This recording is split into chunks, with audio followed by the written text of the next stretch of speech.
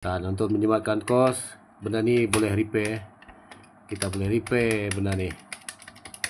Hello, selamat kembali ke channel saya. Ini channel ataupun Jang Accessory. Ini adalah part untuk Proton Saga BLM, FL dan FLX.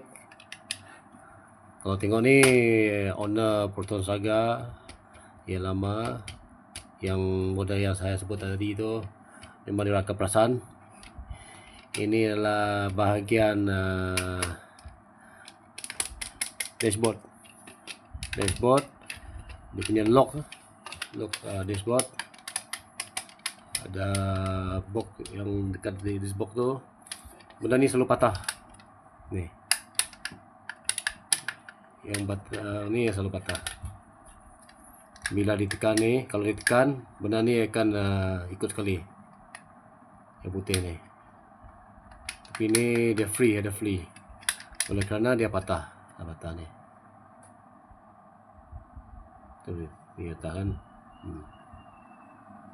Patah.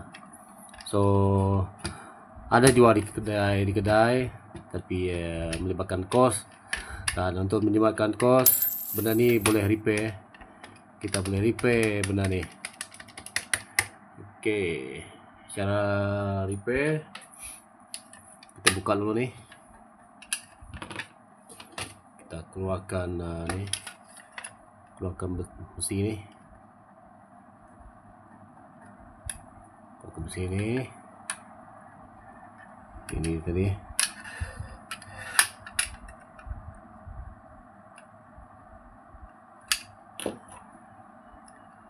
Habis. Okey. Kita dah tertanggal lah. Ini yang patah.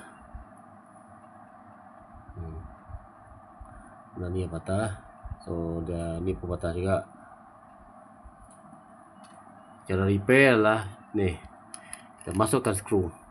Buat lubang sikit dekat sini. Pastikan sama dengan ni. Pastikan sama dengan yang ni. Sebab yang ini ada satu, dia punya sudah patah. Dia punya lock ni, dia macam ni.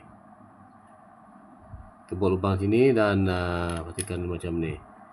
Okey, kita tebuk kalau ada drill kecil tu, ataupun tak ada drill, ambil besi, ambil ni, panaskan, pergi dapur, cucuk sini.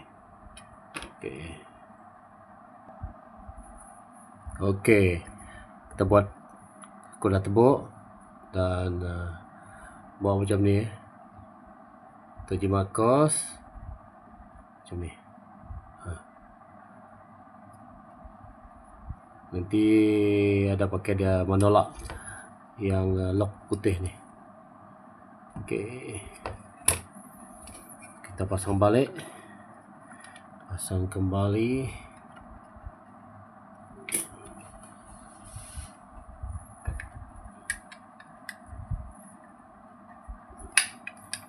Bagi yang belum ada modal dan nak guna kembali yang original ni, ni lah original.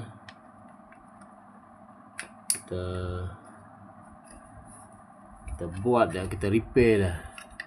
Selagi boleh repair, kita repair. Kalau tak dapat repair, kita beli baru saja. Okey. Siap. So, kita test. Alright, tengok.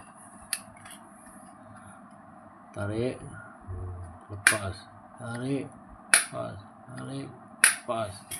Dia punya spring kuat lagi. So, misi untuk repair lock box di dashboard kereta sudah settle. Ini selamat duit untuk beli baru. Cuma perlu memodalkan benda ni dah. Ni skru ataupun nut ni ataupun screwdriver ni. Skru. Okey. Harap video ni bermanfaat untuk anda semua. Dan harap anda semua like, share, subscribe ataupun follow aku. Okey, terima kasih.